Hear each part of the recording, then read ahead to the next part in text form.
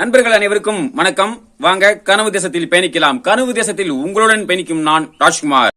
நண்பர்களே, இன்றைய காணொலி பதிவுல எதை பற்றி பார்க்க போறோம் அப்படின்னா, ஒரு சகோதரிங்க அவங்க எப்படி பேச தொடங்கினாங்க அப்படி ஒரு காணொலி அப்படின்னா, ஏன் இப்படி நாத்தாக்கவும் தாவேக்கவும் இப்படி சண்டை போட்டுக்கிறீங்க, உங்களால அந்த ரெண்டு பேரும் மேல இருக்கிற அந்த திமுகவும் அதிமுகவும் பயன்பெறாங்க அப்படிங்கிற மாதிரி ரொம்ப நடுநிலைமையோட பேசுற மாதிரி பேசி கடைசியில தான் ஒரு சினிமா பைத்தியம், ஒரு தற்குறி, விஜயனுடைய தற்குறி என்பதை நிரூபித்த அந்த சகோதரி எழுப்பிய சில கேள்விகள், அதற்கு இந்த தம்பியினுடைய பதில்கள் என்ன அப்படிங்கறத தான் இந்த காணொலியில பார்க்க போறோம். வாங்க காணொலிக்குள்ள போகலாம்.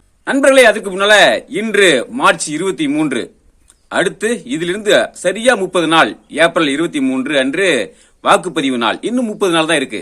இந்த 30 நாள் அப்படிங்கிறது ஒரு 3 நாள் இல்ல ஒரு 3 நொடி மாதிரி 3 நிமிஷம் மாதிரி கடந்து போயிடும். அப்ப இந்த 30 நாளுக்குள்ள நாம என்ன செய்யணும், சரியா சொல்ல போனா 28 நாள் தான் இருக்கு. அப்ப இந்த 28 நாட்கள்ல நம்ம என்ன செய்ய போறோம் அப்படிங்கறதையே நம்ம பார்க்கணும். நான் நேற்றைய காணொலி பதிவுல பதிவு பண்ணியிருந்தேன். நான் எங்க பேரூராட்சிக்கு உட்பட்ட உறவுகளை சந்தித்து அடுத்து என்ன செய்யலாம், என்ன முன்னெடுக்கலாம் அப்படிங்கிற மாதிரி நான் ஆலோசிச்சுட்டு அது அடுத்த காணொலியில பதிவு செய்ய போறேன் அப்படிங்கிற மாதிரி சொல்லியிருந்தேன். நேற்று துரதிருஷ்டவசமா எங்க கிராமத்துல இருக்கிற அந்த மாரியம்மன் கோயில் இருந்து சமயபுரம் மாரியம்மன் கோயிலுக்கு பூ கொண்டு போனாங்க. அதனால எங்க வீட்டுல கோயிலுக்கு போகலாம் அப்படின்னு சொல்லிட்டு கூட்டதுனால தவிர்க்க முடியாம எனக்கு அங்க போக வேண்டியதாயிருச்சு. அதனால உறவுகளை சந்திக்க முடியாம போயிருச்சு. நிச்சயம் இன்று உறவுகளை சந்திப்பேன். அடுத்து என்ன செய்யலாம் அப்படிங்கறத பற்றி நான் கலந்து ஆலோசித்து எனது பணியை நான் தொடங்க ஆரம்பிச்சிருவேன். அதே மாதிரி நீங்களும் நீங்கள் சார்ந்த பகுதிகளில் மக்களை சந்தித்து பேசுறது, நமக்கு கொள்கையை கொண்டு போய் சேர்க்கிறது, இது போன்ற விஷயங்களை முன்னெடுங்க. நிச்சயமா எல்லாரும் ஒருங்கிணைந்து செயல்பட்டு நாம் தமிழ் கட்சி மிகப்பெரிய ஒரு வளர்ச்சியை நோக்கி கொண்டு செல்வோம். சரி நண்பர்களே, வாங்க இப்ப நேரா அடுத்தது பதிவுக்குள்ள போகலாம். அது பாத்தீங்கன்னா, எதாச்சியா ஒரு சகோதரனுடைய காணொலியை பார்க்க நேற்றுது. அவங்க தொடக்கத்துல என்ன பேசினாங்க அப்படிங்கறத அது முதல்ல நீங்க பாத்துருங்க. நாம் தமிழரா இல்லனா தமிழக வெற்றி கழகமா? இல்ல, எனக்கு ஒரு விஷயம் புரியல. எதுக்காக என்டிகேவும் டிவிகேவும் சண்டை போடுறீங்க? நீங்க ரெண்டு பேரும் சண்டை போடுறதுனால யாருக்கு என்ன யூஸ்? உங்க ரெண்டு கட்சிகள்லயும் எம்எல்ஏக்கள் எல்லாம் வந்துட்டாங்களா, இல்லனா நீங்க ஆட்சி பொறுப்புல இருக்கிறீங்களா? நீங்க எதுக்கு மாறி மாறி சண்டை போடணும்? அவசியமே இல்லாத சண்டை எதுன்னு கேட்டீங்கன்னா, இந்த நாம் தமிழரும் தாவேக்காவும் போடுற சண்டை தான் அவசியமே அற்றது. நீங்க ரெண்டு பேரும் இங்க மாத்தி மாத்தி சண்டை போட்டு அங்க ரெண்டு பேர் இருக்காங்க பாத்தீங்களா, அதிமுக அவங்க வாழ்ந்துகிட்டு போய்கிட்டே இருப்பாங்க. நீங்க தான் காரணம் புரியாம சண்டை போடுறீங்க. நீங்க நாம் தமிழரை சூஸ் பண்றதும் தப்பு கிடையாது, தாவேக்காவை சூஸ் பண்றதும் தப்பே கிடையாது பாத்துக்கோங்க. பட் இருந்தாலுமே நான் என்ன சொல்ல வரேன்னா, நீங்க மாத்தி மாத்தி சண்டை போட்டு இங்க மாற்றத்தை உருவாக்க முடியாது. அதை நீங்க தெளிவா புரிஞ்சுக்கணும். என்ன நண்பர்களே, பாத்தீங்களா அந்த தொடக்கத்துல அந்த சகோதரி பேசுறதை கேட்கும் போது அப்படியே ரொம்ப நடுநிலைமையோட அப்படியே அவ்வளவு அழகா பேசினாங்க. பரவாயில்ல, நல்ல கருத்தை சொல்ல வராங்க, ஒரு சமாதான கருத்து தான் பேச வராங்க அப்படிங்கிற மாதிரி நான் நினைச்சேன். அதுக்கு அப்புறம் போக தான் அவங்க யாரு, தன்னுடைய சுய ரூபம் என்ன அப்படிங்கறதையும் அவங்க அப்பதான் வெளிப்படுத்த ஆரம்பிச்சாங்க. திடீர்னு பாத்தீங்கன்னா நடுவில் சாட்டை துரைமுருகனை பற்றி பேச ஆரம்பிச்சிட்டாங்க. என்ன பேசுறாங்க அப்படின்னா, நீ உங்களுடைய கொள்கையை பத்தி பேச வேண்டியதானே, நீங்க உங்களுடைய அரசியலை பத்தி பேச வேண்டியதானே, எதுக்கு நீ டிவிக்கே நீ பேசணும், விஜயை பத்தி பேசணும் அப்படிங்கிற மாதிரிலாம் திடீர்னு வயலன்ஸ் பண்ண ஆரம்பிச்சிட்டாங்க. அது என்ன பேசுறாங்க அப்படிங்கறதையும் கொஞ்சம் பாத்துருங்களேன். பட் நீங்க தேவையில்லாத விமர்சனங்கள் பண்ணி, குறிப்பா இந்த சாட்டை துரைமுருகன் அவன் பேசின பேச்சு எல்லாம் யாரும் ஒத்துக்க முடியாது. பிகாஸ் நாட்டில் நடக்கிற பிரச்சனைய பேசாம அவன் இஷ்டத்துக்கு பேச ஆரம்பிச்சிட்டான். சோ நிறைய விஷயங்கள்னால நீங்களே தேவையே இல்லாம உங்களோட மதிப்பை நீங்க இழக்கிறீங்க. எதுக்காக நீங்க ஆட்சிக்கு வரணும்னு நினைக்கிறீங்களோ அதை மட்டும்தான் பண்ணுமே தவிர, ஆட்சிக்கு வராதவங்க கிட்ட நீங்க வம்படியா பண்றது ரொம்ப தவறான விஷயம். என்ன நண்பர்களே, பாத்தீங்களா, அதாவது அந்த சகோதரி அப்படி சாட்டை மேல அவ்வளவு வன்மத்தை கக்க ஆரம்பிச்சிட்டாங்க. அதாவது சாட்டை துரைமுருகன் எந்த நேரமும் எல்லா காணொலியும் டிவிகே பற்றியும் விஜய் பற்றி தான் ரொம்ப தவறா பேசுறாராம், அவதூறு பேசிட்டு இருக்காராம்.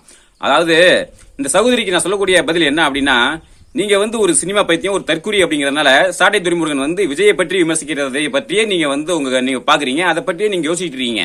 சாட்டை துரைமுருகன் இன்னைக்கு தமிழ்நாட்டில் இருக்கக்கூடிய அனைத்து பிரச்சனைகளை பற்றியும் பேசிட்டு இருக்காரு. வேணும்னா அந்த சாட்டை வழியுடைய இந்த பிளேலிஸ்ட் இருக்கு பாத்தீங்களா, அதை போய் எடுத்து பாருங்க.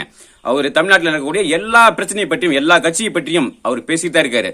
அதை நீங்க பாக்கல அப்படின்னா அதுக்கு நாங்க பொறுப்பாக முடியாது, சாட்டை துரைமுருகன் பொறுப்பாக முடியாது.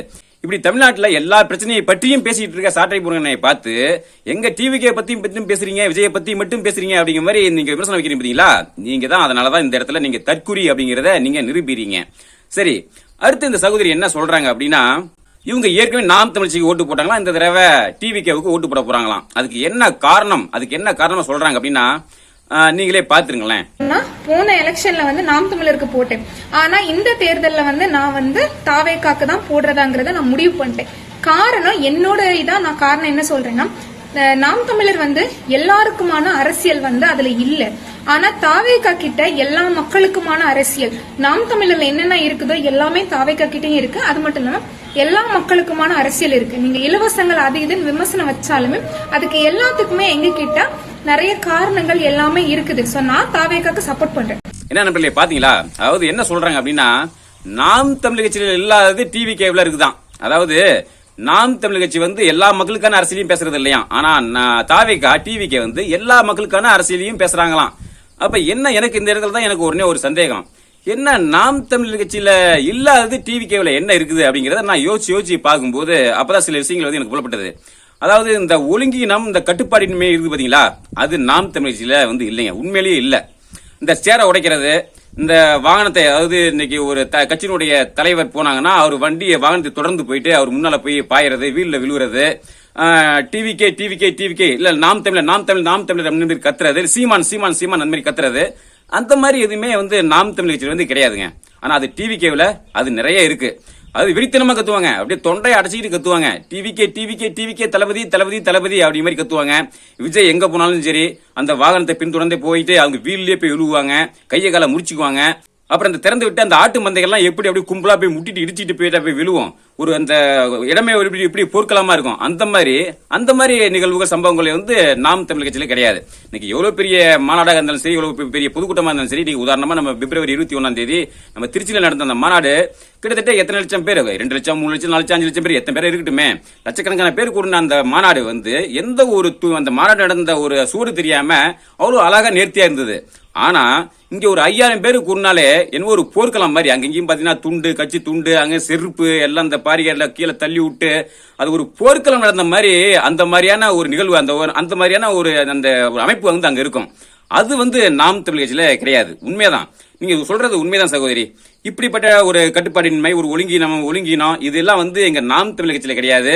ஆனா அது வந்து நிறைய உங்க டிவிக்கள் இருக்குது. அந்த பைத்தியகரத்தனமா கத்துறது, இந்த கட்சி துண்டை வந்து தரையில கட்டுறது, அதை வந்து அங்கங்க டிச்சியில அங்கங்க தெருவில் போடுறது, இதெல்லாம் வந்து எங்க கட்சியில கிடையாது. அது உங்க கட்சியில நிறைய இருக்குது. அப்ப நீங்க சொல்றது உண்மைதான் சகோதரி, இதெல்லாம் வந்து எங்க கட்சியில கிடையாது, உங்க கட்சியில நிறைய இருக்கு. அப்ப இதை வச்சுதான் நீங்க சொல்லிப்பீங்கன்னு நினைக்கிறேன். அப்புறம் சகோதரி, கடைசியா நான் கேட்கக்கூடிய ஒரே ஒரு கேள்வி என்ன அப்படின்னா, நீங்க ஒரு சகோதரி, நீங்க ஒரு பெண் தானே. இப்ப சமீபத்துல ஒரு 17 வயது மாணவி அது பாலியல் வன்கொடுமை செய்யப்பட்டு கொல்லப்பட்டாங்க, அது நீங்க பாத்திருப்பீங்க. அப்ப இந்த மாதிரி பல சம்பவங்கள் நடந்துட்டு தான் இருக்கு. தொடர்ச்சியா சில 4-5 சம்பவங்கள் வந்து நடந்திருக்குது. இதை பற்றி உங்களுடைய தலைவர், உங்களுடைய விஜய் பற்றின இதுக்கு ஏதேனும் ஒரு கருத்து, இதுக்கு என்ன, இதை தடுக்கிறதுக்கு என்ன ஒரு வழிமுறை, என்ன பேசியிருக்காரு அப்படிங்கறத ஏதாவது சொல்ல முடியுமா? பேசியிருக்காரு. அதாவது நாங்க வந்து எங்க ஆட்சியில் வந்து பெண்களுக்கு பாதுகாப்பு, பெண் பிள்ளைகளுக்கு பாதுகாப்பு, பசங்களுக்கு பாதுகாப்பு அப்படின்னு சொல்லியிருக்காரு. அது எப்படி பாதுகாப்பு தருவாரு, அதுக்கு வந்து வழிமுறை சொல்லணும் இல்லையா? நான் கூட சொல்லலாம், வாய் வார்த்தையில அடிச்சு விடலாம், நான் வந்தா லஞ்சத்தை ஒழிப்பேன், ஊர்ல ஒழிப்பேன், பெண்களுக்கு பாதுகாப்பு, எல்லாத்தையும் நான் வந்து வாய் வார்த்தையா சொல்லிடலாம். அது எப்படி அப்படிங்கறது அந்த டெபினிஷன் சொல்லணும் இல்லையா? சீமான் சொல்லியிருக்காரு, எங்க அண்ணன் சீமான் வந்து பல மேடைகள்ல பல முறை வந்து சொல்லியிருந்திருப்பாரு, என் பிள்ளை ஒருத்தன் தொட்டானா, பாலியல் வன்கொடுமை செய்து கொண்டுட்டானா, உடனே அவன் யாராவன், அவனை கொண்டாந்து அவனை சுட்டு அவனை கொன்னு புதைச்சிட்டு அதுக்கப்புறம் தான் அந்த பிள்ளைய வந்து நடக்க செய்வேன்.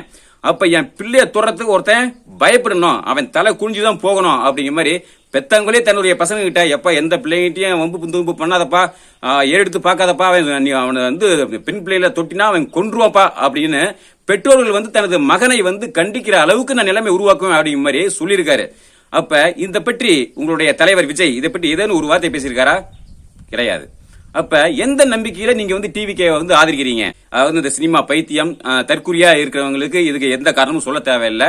அதாவது கண்மூடித்தனமா நீங்க வந்து ஆதரிக்கிறீங்க, நீங்க ஆதரிச்சுட்டு போங்க. நீங்க டிவிகேக்கு போடுங்க, விஜய்க்கு போடுங்க. ஒரு நாள் இதுக்கு வந்து நாம் தமிழ் கட்சியும் சீமானும் தான் வந்து இந்த மக்களுக்கான தலைவன் அப்படிங்கறத நீங்களும் ஒரு நாள் உணர்வீங்க, அப்ப நீங்க வருவீங்க. சரி நண்பர்களே, நமது அரசியல் அப்படிங்கிறது அனைத்து மக்களுக்குமான அரசியல், அனைத்து கட்சியினருக்குமான அரசியல் அப்படிங்கிறது தான் நமது அரசியல். அதனால நம்ம எல்லாருடையும் பேசுவோம், முடிஞ்ச வரைக்கும் புரிய வைப்போம், நமது கடமையை நமது பணியை வந்து செய்வோம். அது ஏற்றுக்கொள்வதும் ஏற்றுக்கொள்ளாததும் அது அவங்களுடைய விருப்பம். காலம் வரும்போது நிச்சயம் அந்த மாற்றம் வரும், அவங்க மாறி வருவாங்க. சரி நண்பர்களே, இந்த தகவலை வந்து இந்த நேரத்தில் உங்களோட பகிர்ந்து கொள்வதில் மிக்க மகிழ்ச்சி. மீண்டும் அடுத்த ஒரு காணொலி பதிவில் சந்திப்போம். நன்றி, வணக்கம்.